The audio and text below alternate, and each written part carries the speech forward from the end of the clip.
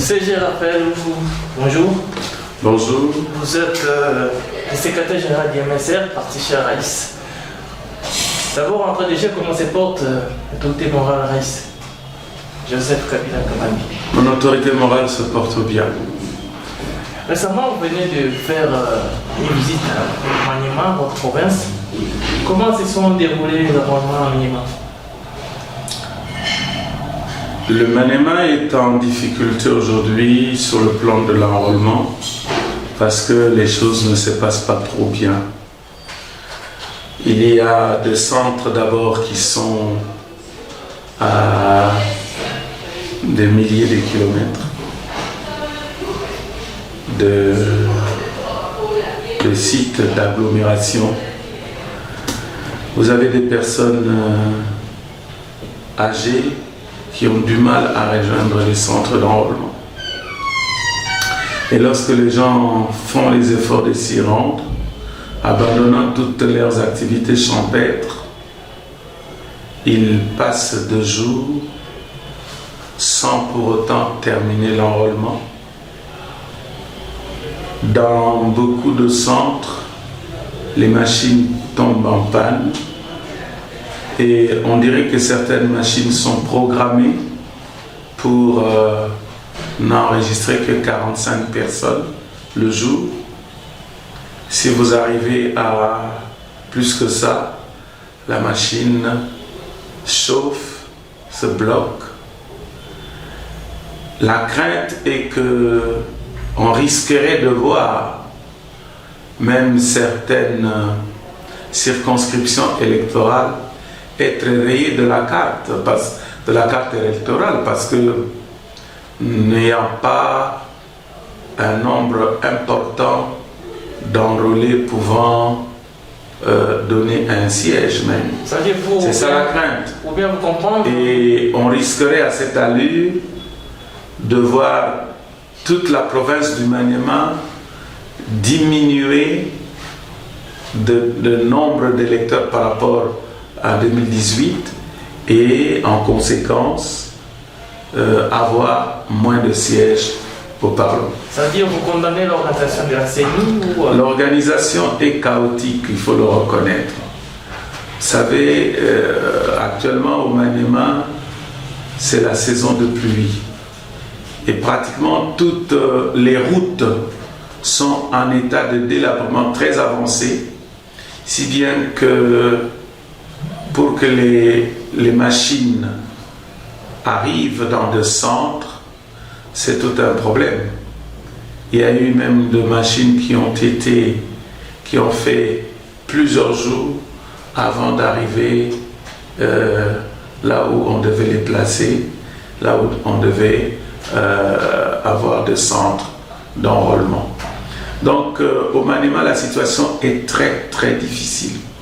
Il y a des zones entières, de surface entière, qui n'ont pas de centre d'enrôlement, au point que les populations d'un territoire commencent à quitter pour aller dans l'autre territoire cherchant l'endroit le plus proche où il y a un centre d'enrôlement. Ce qui fausse déjà les calculs des sièges parce que vous avez les populations de la zone X, de la circonscription électorale X qui quittent, qui vont se faire enrôler dans la zone Y. Et déjà, du coup, le calcul électoral, le nombre de sièges sera biaisé. Vous trouverez, il y aura des zones qui auront beaucoup plus de nombre d'enrôlés que d'autres. Et au moment où ces enrôlés ne sont pas de la zone même, mais ce sont des gens qui sont venus d'ailleurs compte tenu du rapprochement de leur zone, pendant que dans leur zone, les centres sont à de distances très très longues et qu'on ne sait pas franchir. Donc toutes ces difficultés-là font que l'enrôlement se passe dans des conditions on ne peut plus anormales dans la province du Maniema. Est-ce que quelque part on peut dire qu'il y a une tricherie à gestation ou comment? Tout à fait, parce que lorsqu'il y a ce genre de désagrément orchestré, nous savons que c'est pour préparer justement la tricherie. Il n'y a pas autre chose. Il n'y a pas autre chose. Ça sous-entend que il y a la tricherie en l'air. Toujours pour ce processus électoral, vu le temps et les manœuvres de la CENI, est-ce que nous sommes en avance ou nous sommes en retard pour affronter les élections 2023? Bah écoutez, en avance ou en retard, je ne saurais pas le dire. Par rapport à l'organisation de la CENI? Mais par rapport à l'organisation, moi je vois très mal comment on irait aux élections dans ces conditions-là. Je vois très très mal. Parce que vous êtes de l'opposition? Non, ce n'est pas question de l'opposition. Je viens de vous parler des conditions dans lesquelles se déroule l'enrôlement dans ma province. C'est pas parce que moi qui parle, je suis de l'opposition. Il y a des gens du pouvoir qui sont dans le maniement. Est-ce que vous allez participer aux élections en 2023? Comment? Vous allez participer quand même. Ben, nous allons voir, hein, si les conditions sont bonnes, on participera aux élections. Parce que nous, les FCC, c'est nous qui voulons aller aux élections de façon crédible, apaisée et avoir des élections inclusives. Et lorsque nous aurons toutes les conditions réunies pour aller aux élections, nous irons aux élections. Mais ne nous demandez pas de vous dire si ces conditions ne sont pas réunies. Quelles seront ces élections-là? Mais tout ce que vous faites aujourd'hui, on l'a vécu aussi à l'époque. Non, on n'a pas vécu ça. Les machines, on n'a jamais des problèmes. Non, on n'a jamais vécu. Les gens doutaient de la machine. On n'a jamais vécu. Mais vous avez quand même forcé, oui, affronté pour... Non. Écoutez, à cette époque, beaucoup ont critiqué, ont préconisé que la machine à voter préparait déjà la tricherie. Mais ils étaient les premiers, tous ceux qui disaient ça, à aller voter avec la même machine. Et à l'issue du vote avec la même machine, nous avons eu un opposant être désigné président de la République par la population. C'est dire que la thèse de la tricherie par la machine à voter était tout de suite battue en brèche. Et aujourd'hui, plus personne n'essaie de lever le petit doigt pour dire que la machine à voter à cette époque était en train de préparer la tricherie. Mais aujourd'hui, je vous dis, comment voulez-vous que dans un centre, il y ait une machine et que toutes les autres machines tombent en panne, on a du mal à les réparer. On a du mal à les réparer, surtout que ce sont de machines, semble-t-il, neuves. Mais c'est dire qu'il y a quelque chose, il y a anguille sous roche. Comment voulez-vous qu'on place des centres d'enrôlement à de distances éloignées des agglomérations? Comment voulez-vous que dans des milieux où il y a beaucoup de gens, nous n'ayons pas de centre d'enrôlement? Il faut se poser des questions. Comment voulez-vous que l'état de route ne facilite pas la circulation au moment où on doit acheminer le matériel électoral vers les circonscriptions? Vous réservez encore pour participer aux élections. S'il était demandé à vous de l'opposition d'organiser l'élection, est-ce qu'allez-vous pas participer? S'il était demandé à vous d'organiser ces élections? Mais je crois que nous, on aurait pu prendre toutes les précautions pour que ça se déroule mieux qu'aujourd'hui. CG, aujourd'hui, nous avons vers 5 ans déjà, vu comment notre président Tshilombo a géré. Est-ce que s'il faut dire sa sortie, est-ce qu'elle sera-t-il applaudie par la population congolaise? Non, écoutez, nous ne sommes pas encore à l'heure du bilan, mais au moins à mi-parcours, si pas avant la dernière gare, il y a lieu de dire que par rapport aux attentes, la population aura à se plaindre. Comment? Oui. Parce que les espoirs se sont envolés. C'est un président élu par la population. Oui, les espoirs se sont envolés. Mais il faut lui donner encore déjà, deuxième mandat. C'est pas en 5 ans. C'est pas à nous de c'est pas à nous de donner. C'est pas à nous de donner. Un bâton magique, tout C'est pas à nous de donner le deuxième mandat. C'est pas à nous. C'est pas à nous de donner le deuxième mandat. Si c'était à nous, tout de suite vous avez la réponse. On ne donnera pas même 2 jours. Comment c'est dit? Non, vous, à votre époque, vous avez fait 18 ans, mais vous n'avez pas pu tout changer. Mais 18 ans. Tout 18 ans, oui. Les 18 ans il y avait ont été, guerre, il y avait ont été justifiés. La population, la vie sociale. Oui, d'accord, d'accord. Mais dans 5 ans, il faut quand même être tolérant. Non, vous savez, tolérant lorsque quelqu'un vient et bombe le torse pour dire que je viens avec le bic rouge pour corriger. Mais attends, le bic rouge ne corrige-t-il plus? Hein? Et je viens pour déboulonner. Mais pourquoi on ne déboulonne rien? Au contraire, ça s'est enlisé davantage. Lorsque quelqu'un vient, il dit tiens, c'est l'état de droit. Oui, mais attendez. Il y a de quoi rire. Il y a de quoi rire. Comment tous les jours il y a des détournements? Si l'IGF faisait vraiment son travail, pourquoi il y a des détournements tous les jours? Pourquoi? Pourquoi il y a des gens qui accusés ou à tort ou à raison, mais ils quittent au bout d'une semaine, de 2 semaines, ils quittent la prison? Pourquoi? Pourquoi là où il y a l'IGF, les gens n'ont même plus honte et froid aux yeux pour mettre la main dans les caisses de l'État? Pourquoi? Pourquoi au Kasaï, Chile Gelou est aujourd'hui ventre contre terre? Pourquoi? C'est à cause de détournement. Pourquoi le RAM? L'IGF est là, il fait quoi? Pourquoi la gratuité de l'enseignement n'a pas marché? L'IGF est là. Mais la gratuité de l'enseignement, quand même, on peut dire. Mais attendez. Il a quand même allégé la situation. Quand même. Mais non. Non. Non, attendez. Vous dites gratuité. Il y a quand même un taux des élèves. Vous dites gratuité de scolarisés attendez. Plus qu'avant. Non, scolarisé. Est-ce que vous avez besoin du nombre ou vous avez besoin d'un bon rendement?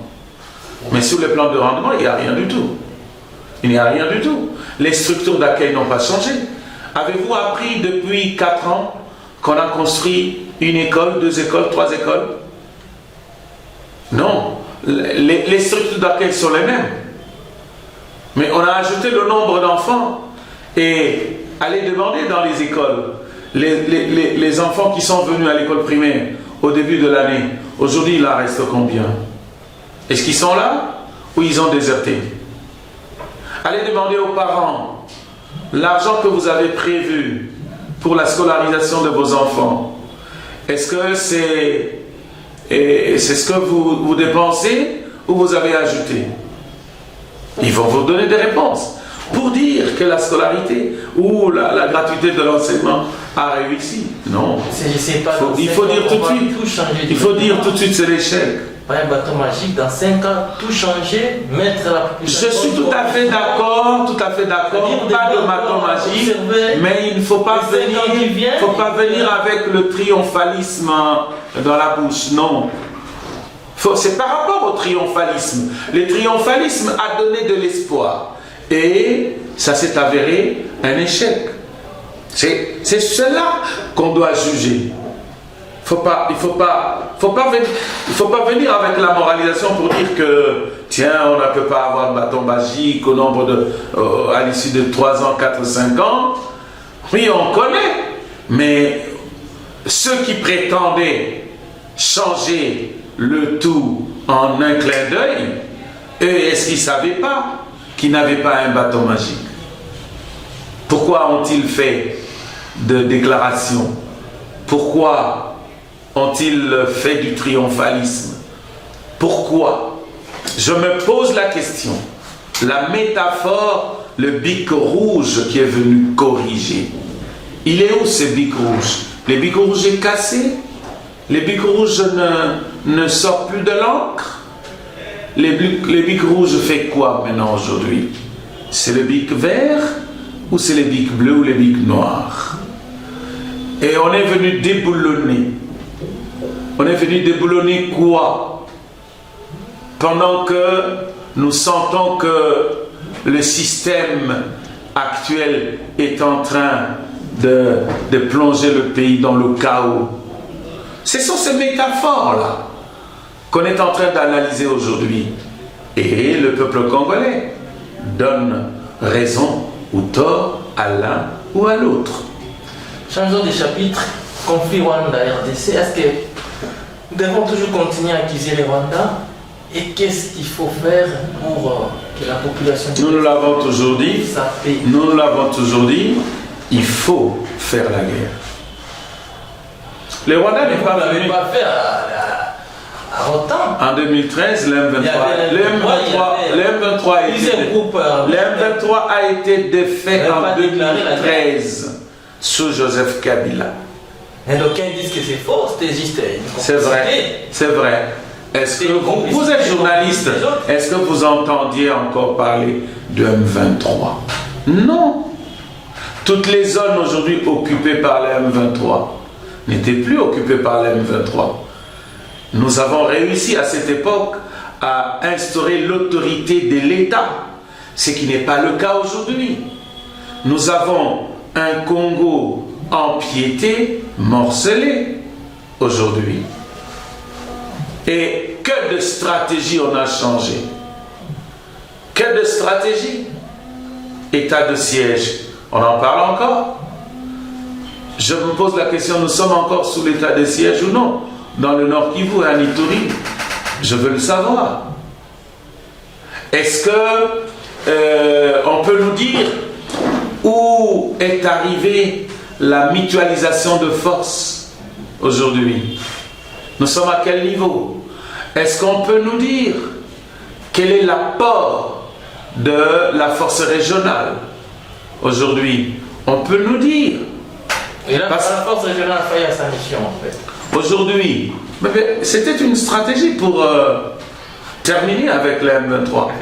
On peut nous dire aujourd'hui qu'est-ce qu'elle a donné cette force régionale. On peut nous dire aujourd'hui la solution que préconisent l'Angola et la Tanzanie aujourd'hui, de venir surveiller les cessez-le-feu. C'est une résolution porteuse ou non? Est-ce qu'il est des bonnes lois aujourd'hui qu'on s'accroche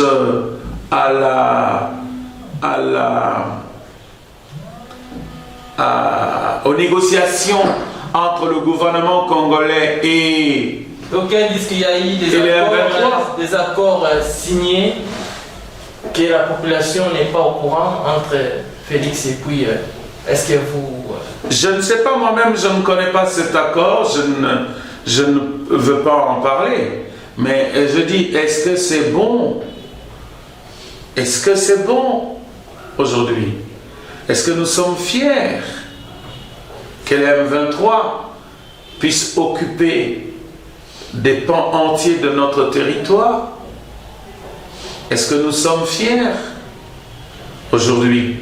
Est-ce que l'Union sacrée a réussi aujourd'hui à redresser les choses en République démocratique du Congo? Est-ce que le gouvernement Warrior, qui s'est donné un beau nom, Warrior, je vous ai toujours dit, ils ont pris le nom du film XOR, aujourd'hui Warrior. Est-ce qu'on peut encore en parler? Le gouvernement Warrior, il nous a amenés où aujourd'hui? Donc vous constatez, nous vous avions dit depuis longtemps que le peuple congolais ne peut que se tourner vers Dieu et pas vers ce gouvernement, pas vers ce régime, parce que ce régime n'inspire plus confiance.